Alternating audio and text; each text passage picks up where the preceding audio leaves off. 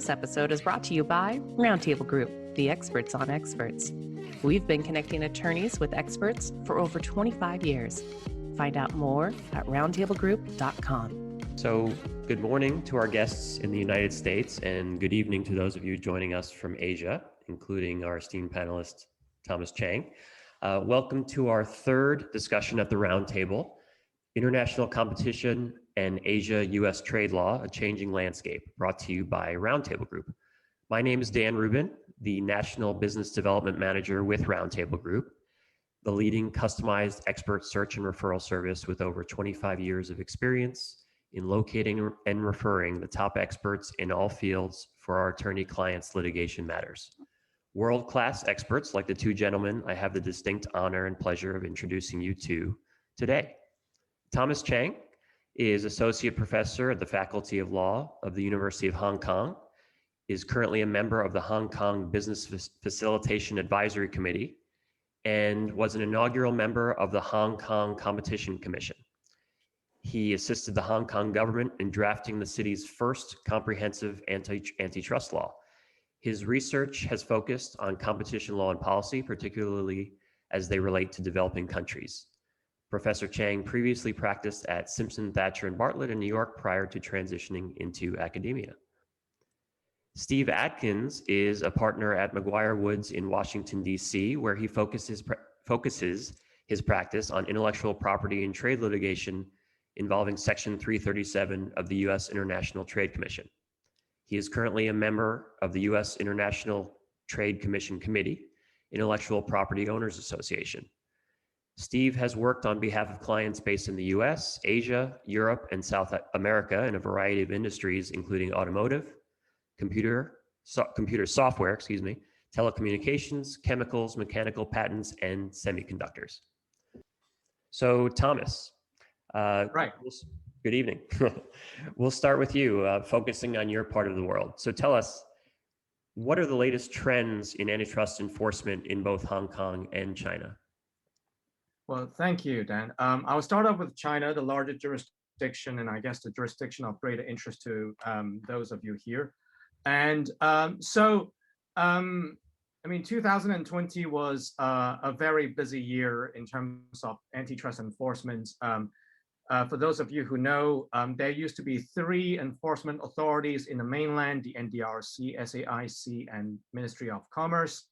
That was merged in 2018 into the State Administration of Market Regulation, SAMA.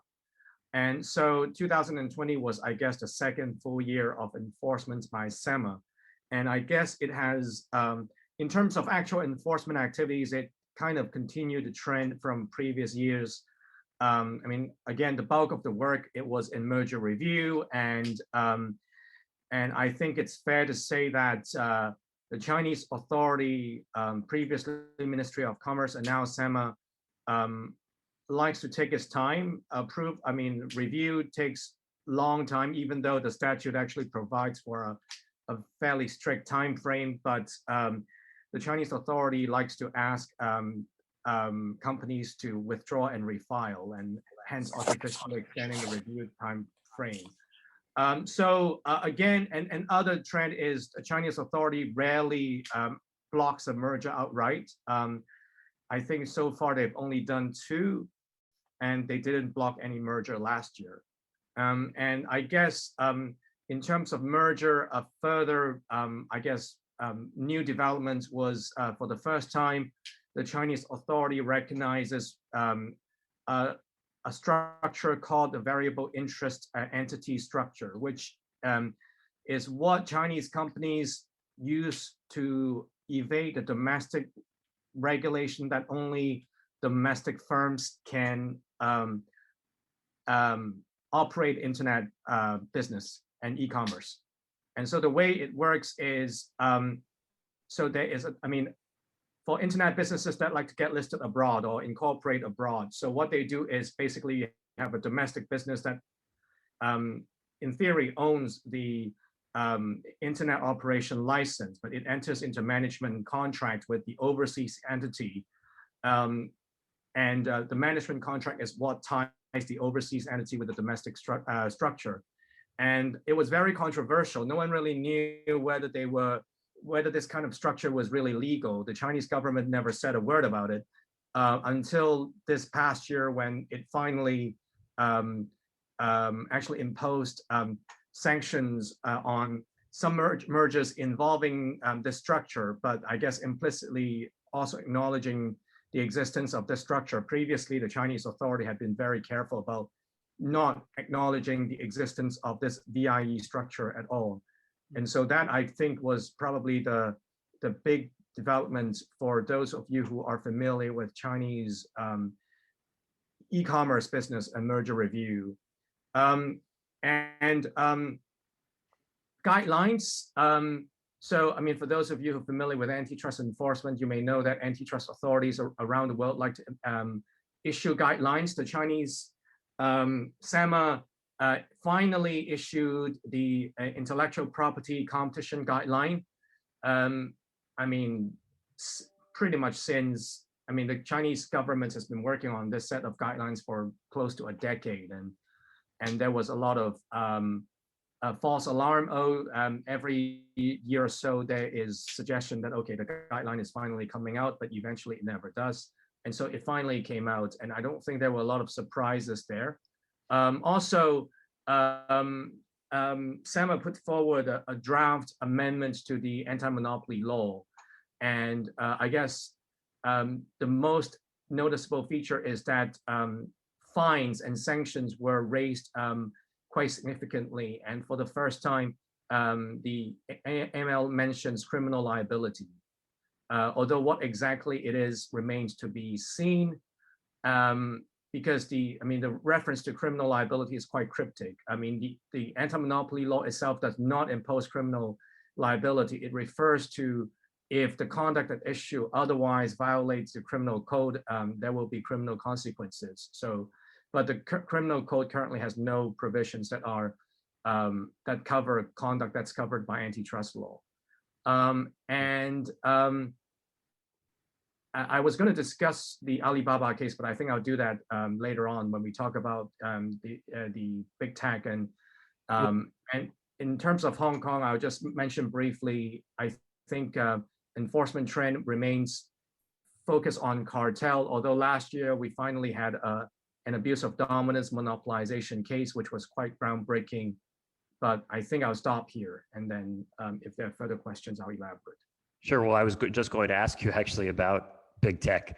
What's the extent of the focus on big tech in antitrust enforcement in Hong Kong and China? Well, my answer on Hong Kong is very simple. There isn't any focus, and I think rightly so, because big tech, I mean, they are. I mean, the cases are so complex and it's so resource intensive. It's quite unrealistic to expect an authority that has only been in existence for 8 years to bring a case against the likes of Google or Apple or Facebook. But in China, there is, I mean, in last year, we really saw a very distinct shift in focus to big tech, and in particular, Alibaba. I mean, I guess the good news for GAFA is that because they are practically completely blocked out of China, so they have not been implicated at all in the antitrust enforcement in the mainland. But I mean, I'm sure most of you are familiar with Alibaba, and it probably was a tale of hubris.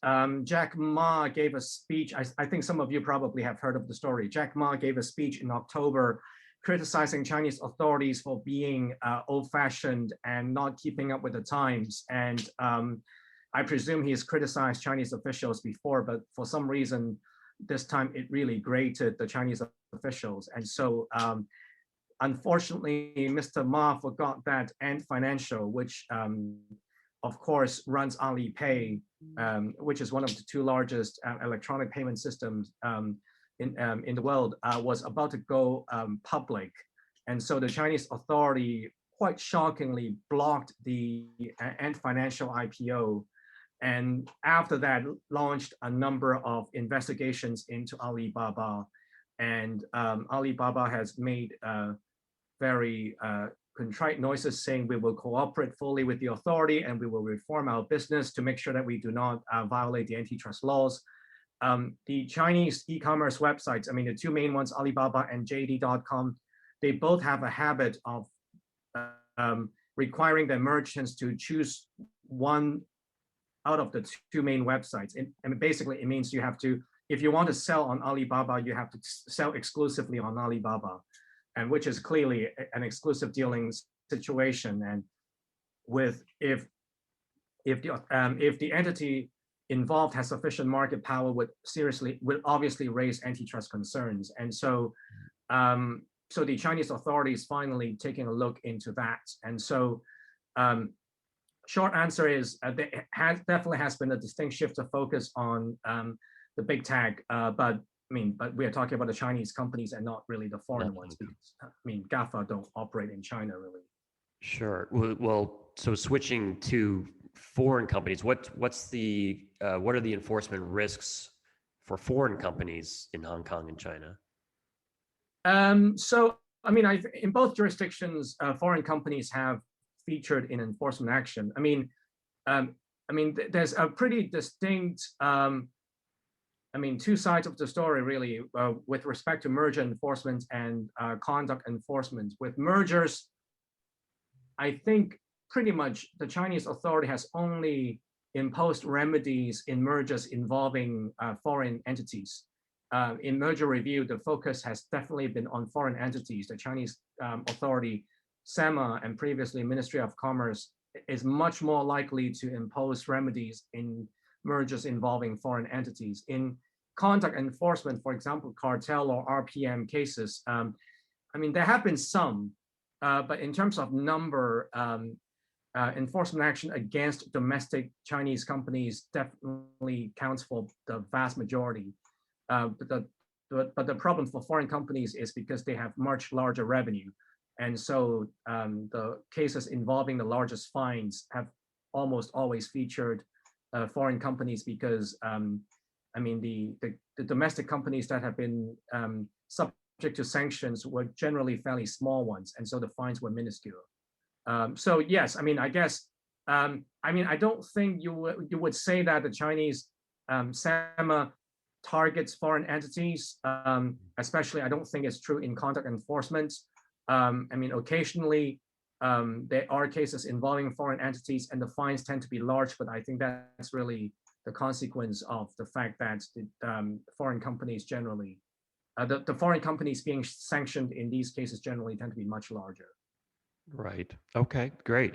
Interesting. And so kind of shifting the focus to the trade war between China and the US, what are the risks that antitrust enforcement will be used as a weapon in that trade war, would you say?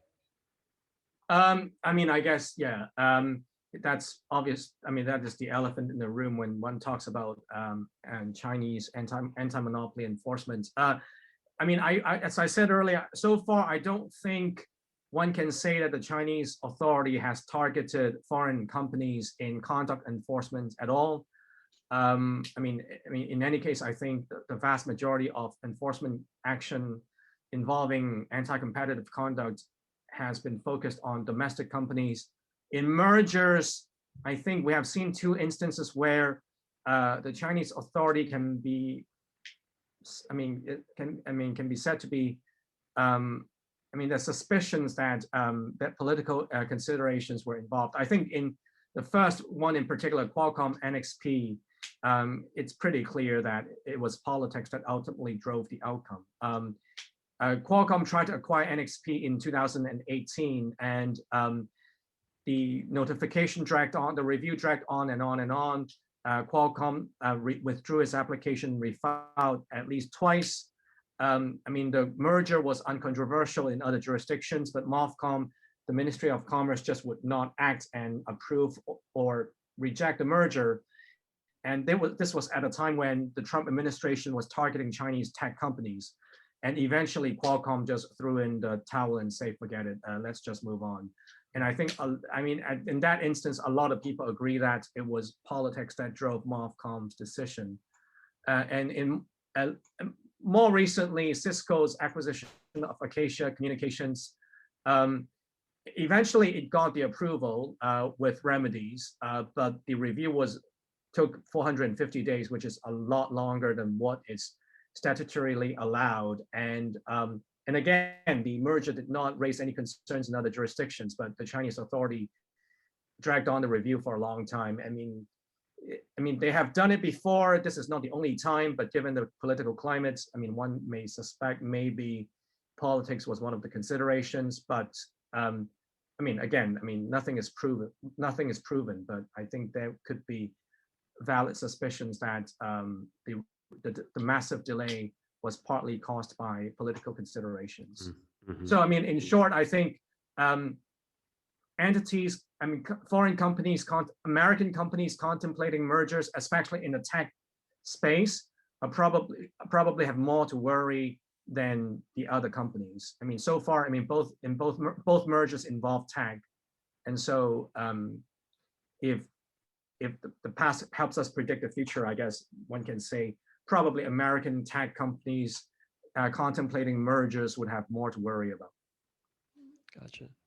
Thank you so much, Thomas. At this point, I'm going to open it up for questions from our audience.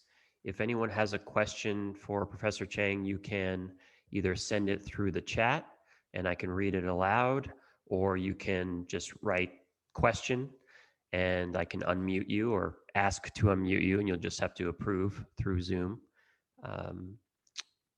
So anyone have any questions for Professor Cheng?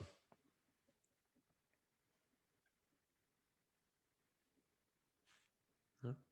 Oh, like we have one. Okay. Eli Glasser, I'm going to unmute you. Hi. Hi, Eli. Thank you for putting this together. You know, I'm in the U.S. and we are dealing with a lot of litigation over information sharing and trade association membership. So I wanted to see, you know, what the enforcement trends are in China related to, you know, information exchanges, trade association membership, those types of issues.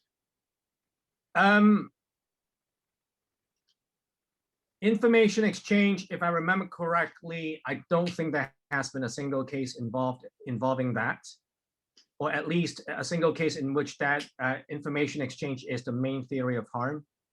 Trade associations are complicated in the mainland because a lot of them descended from former ministries that actually managed a particular industry during the central planning days. And so trade associations in the mainland often have semi-governmental status. And what the AML does the AML has a separate provision, penalty provision for trade associations that are involved in that organize anti-competitive conduct. But I mean, there have been some small cases involving local trade associations organizing cartel.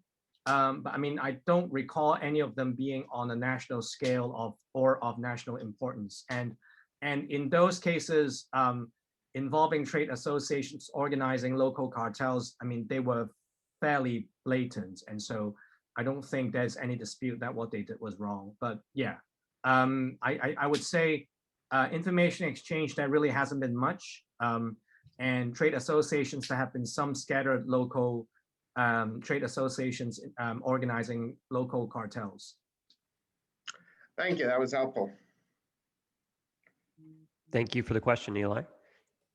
Any other questions for Professor Cheng at this point? Okay, so we're going to switch gears over to you in the US, Steve Atkins, and I'm going to unmute you. Perfect. Hi, Steve. Good morning. Good morning to you. Good evening for many of us, but good morning to those of us on the East Coast.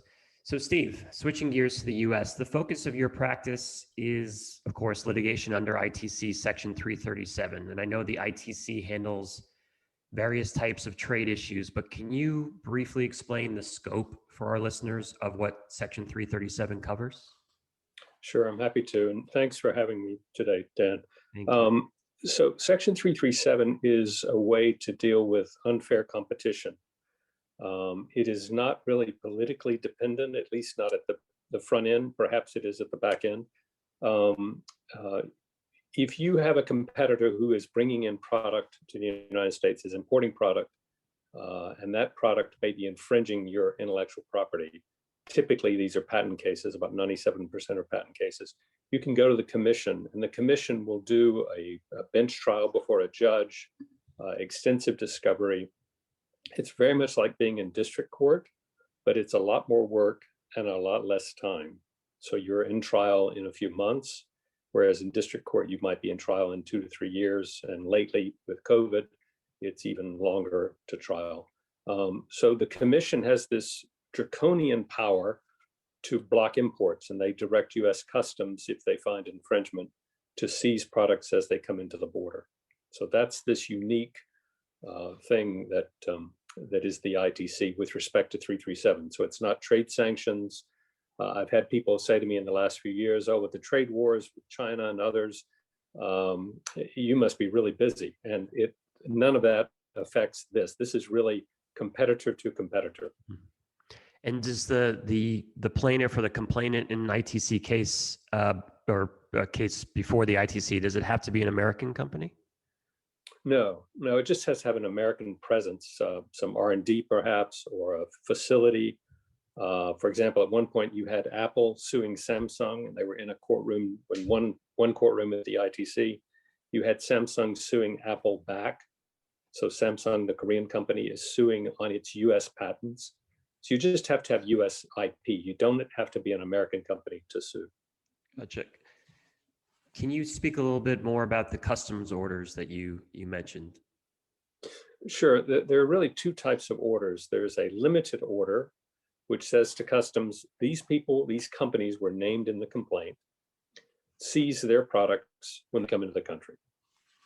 And then there's the more fun, if you're on one side, perhaps less fun if you're not. That is a general exclusion order where you can sue people and not tell them. And I once told a friend, a guy who became a friend after he threw me out of his office in Hong Kong, in fact, in Professor Cheng's neck of the woods, your company has been sued. This guy had built up his company, had spent a lot of money because all of his competitors had been named in an ITC complaint. So all of those competitors' customers had been coming to him to buy product. So he had spent about $2 million building up this business, not realizing that this company who had sued was seeking a general exclusion order. And he said to me, there is no way you can sue someone and not tell them. That would violate the American dream. And it may well, but that is the case. If you go to the commission and make a certain showing that there are so many infringers, I can't identify them all. You get an order, you then go to customs and say to customs, even though this company wasn't named and this company may not have been in existence 3 years ago when I got my order, seize their products. So it's a remarkable remedy through customs that you can get. So these defendants can be sued without even knowing, frankly, that they've been sued. In other words, well, technically that's right, but the law says that everyone, after they read their newspaper and drink their tea or coffee, read the Federal Register, and in the Federal Register, there's plain notice that these people have been sued. In reality, nobody's that bored. No one reads very few people read the Federal Register. They're usually getting paid to read the thing. But that's the due process. That's the way the commission, the law gets around the due process issue. Okay. So you said with a general exclusion order, even companies that are not named and don't participate in an ITC case can have their products seized by customs, however? That's right. Of course, you can participate. You can intervene. You file a paper with the commission and say, my products are going to be seized. I want to intervene. Okay, gotcha. And so what about inventory of imported infringed product? Can the ITC deal with those situations? Yes, those are dealt with by something called a cease and desist order. And of course, those products necessarily are beyond customs. They've cleared customs. They are in warehouses in the United States. And those orders, unlike exclusion orders that customs administers, where there is no monetary penalty if you violate those, with cease and desist orders, there's quite a penalty. I remember several years ago, we were called by a company who had just lost the ITC and they wanted new counsel. So I went over and I said to this person who was the boss's assistant, you have this limited exclusion order, which is going to ban your products, but you also have the cease and desist order, which means you've got all these products in your warehouses. I don't understand why you shipped all these products over to the US. It seems as though you were really stockpiling. And she said, that's exactly what we did, because we understood these orders only affected customs. So we rented warehouses, we leased space, and we shipped this product in. And I said, well, you'll want to ship that back out, or do whatever you can to get it out of the United States and stop advertising, et cetera.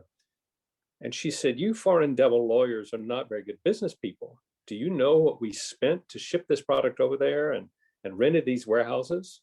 We're going to keep selling. So I said, then I won't be able to help you. It's not something I would engage in. And I said, there's several reasons you probably don't want to do that, but I'll give you one that I think will get your attention. For each day that you have the product in the United States, each day you have it advertised on your website or whatever, the penalty is the greater of 2 times the value of the goods, or $100,000 a day.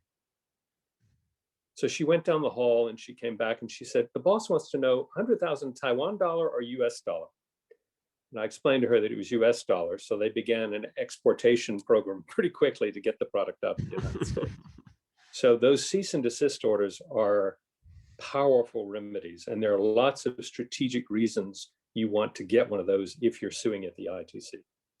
You answered my question as to whether there was a monetary penalty. How long do the orders last? For the life of the IP. So with a patent, 20 years or however many years are left on the patent when you get your order. Gotcha. So can you describe for us some of the differences between bringing a case before the ITC versus bringing it in federal district court?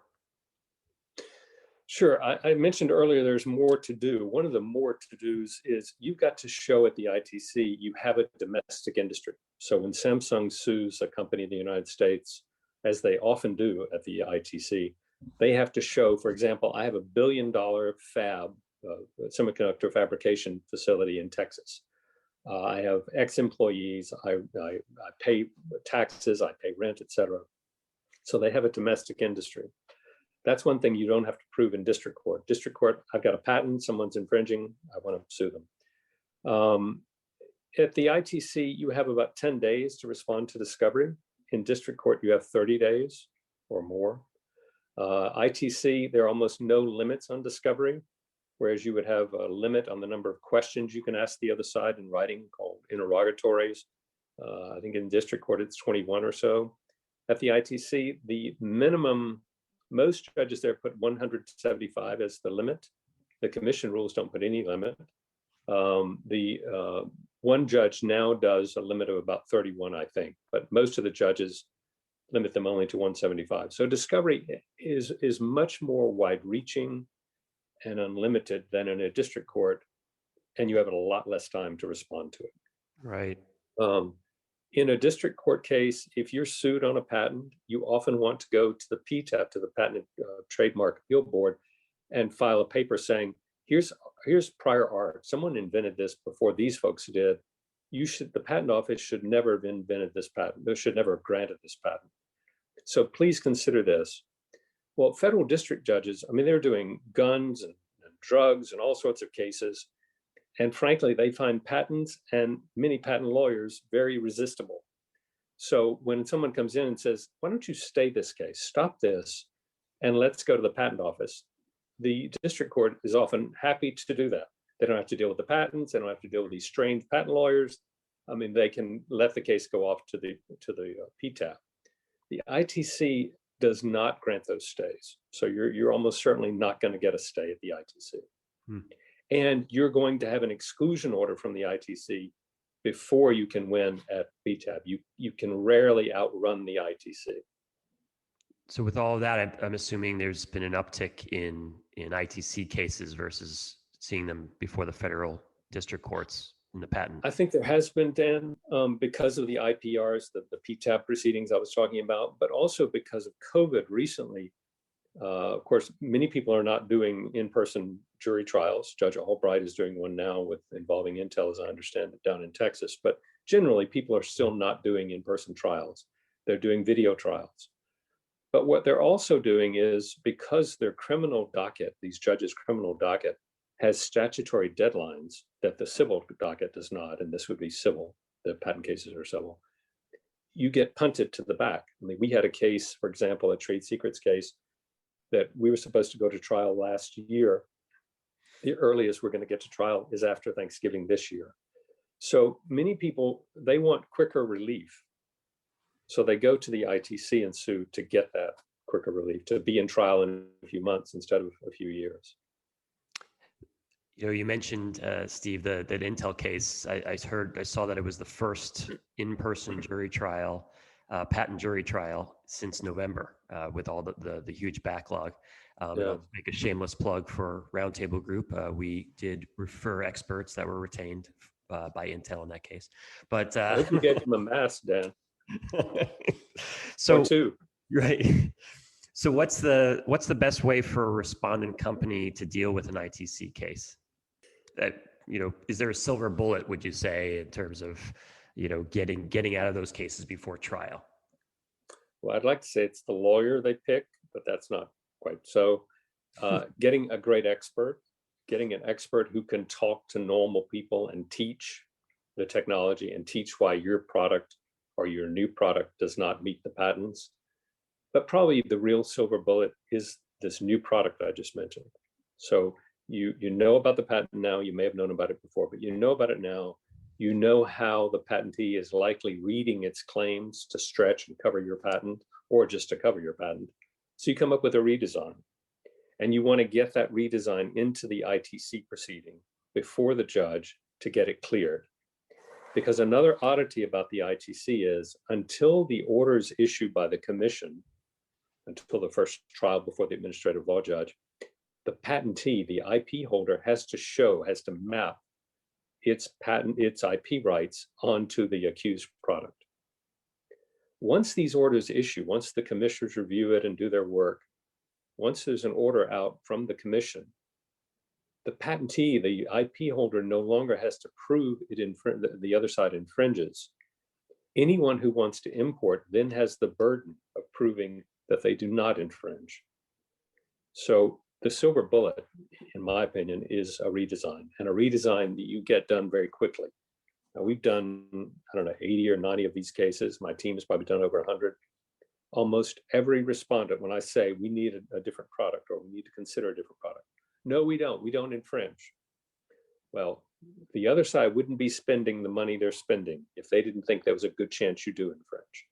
So the trick is to focus on a redesign while you're focusing on all the other things simultaneously. Get a redesign before the ITC judge, get that redesign cleared. That's the silver bullet, in my opinion. See, so you were selling yourself short. The advice you just gave just shows you that devil attorneys like yourself are really indispensable. Foreign devil, not just devil. So thank you, Steve. At this point, I'm going to open it up for questions. 2 questions for Steve. Oh, we have a question. All right, Himanshu, I'm going to ask to unmute you. Hi. Hello, everyone. Thank you so much for putting this up. Quite informative.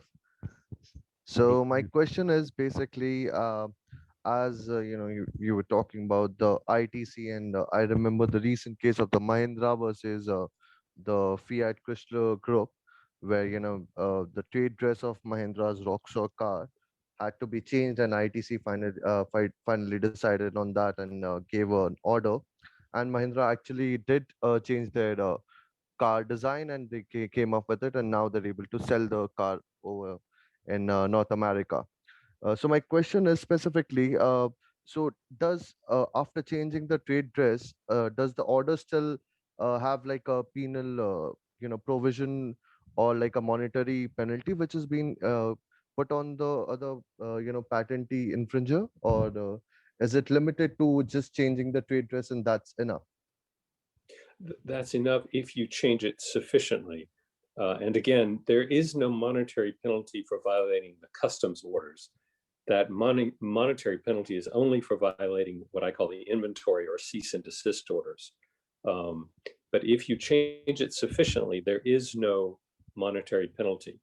One of the benefits of getting a cease and desist order, however, is if you do not change it sufficiently and the commission finds that you're still infringing and you've been bringing this product in, then you face those substantial penalties. So a good lawyer, a smart plaintiff will always try to get a cease and desist order if they can. Okay. And is this limited to like the jurisdiction? If you bring in this only to the United States, when this will come into picture, or they can also work for a different jurisdiction? For example, if you're producing this in Japan, and you're also importing the same in US, but you've stopped it in the US after the cease and desist order, but can you still keep on making it in Japan? Yes, you can. We would like to think we have worldwide jurisdiction, but we really do not. So it's only for the United States. Now, there are people who have made products such as train wheels in China, and all of the infringing activity took place in China in this one instance. The products were brought here. There was really no infringement here because it was a patent on trade secrets and how these were made. Because the products were imported to the United States, they were blocked. But these orders only block products in the United States, not North America, not Canada, Mexico, just the United States. All right. Thank you so much. Sure. Thank you, Manju. We have another question in the chat from Kevin Webb. I believe this is for you, Steve. How involved does the ITC judge get into discovery disputes? Depends on the judge. A lot of these judges don't like babysitting unruly lawyers who are disputing every dot and tittle. So some of the judges will make you go through certain discovery conferences to try to put a buffer between them and you. Some judges, before you can ever file a motion, they will say, you've got to get on a phone call with me, sort of like the New York courts do, the federal courts in New York. So they try to stay out of those if they can. They're not the most enjoyable thing in the world. But if they have to get involved, they will, and they'll get involved very quickly. And if you need something and you don't move quickly enough to get it, the judge will come after you for not having moved quickly enough, not having gone to the judge quickly enough, because these things really move quickly, these proceedings. So you have to get your discovery as soon as possible. Thank you, Steve. Thank you for the question, Kevin. Another question from Steve Bauer, a question again for Steve. Could you tell us a bit about how to extend an ITC case to inducing infringement or contributory infringement claims? Well, the ITC orders can be based on both contributory and inducement, so it wouldn't really require an extension.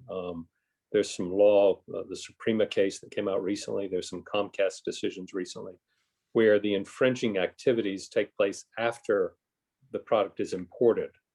And the argument was, well, there's no infringement until after it's imported. The commission found that their orders could bar that, even though the infringement wasn't happening at the exact moment of importation, if it's shown that the products come in only to be used in an infringing way, for example, the commission orders would certainly block that. Thanks, Steve. We have a question for Thomas. Thomas, do you see a big change in the trade relations between the U.S. and China with the new administration? Well, I mean, I assume I think I think the Biden administration is probably going to be less erratic than the Trump administration in terms of what it does. And I mean, I read recently that whatever China pledged to buy from America under the deal reached with the Trump administration, apparently China has fallen quite massively behind on those targets anyway. I mean, I think there's going to be less erratic action from the Biden administration, but I think the general tone of the trade relationship is not going to improve. I think there's just enough consensus in Washington that China is a strategic rival, and I think the focus is going to be on the tech industry, continues to be on the tech industry to try to make sure that the US does not fall behind China in tech, especially things like semiconductors and 5G technology. So I don't see room for dramatic improvement, although we probably don't see unexpected things from the administration like we did with the last one. Interesting. Thank you, Thomas. Well, with that, I don't see any other questions. This concludes our discussion at the roundtable. I want to say a special thank you to you, Thomas and Steve, for sharing your knowledge and expertise with us. Thank you so much again, everyone.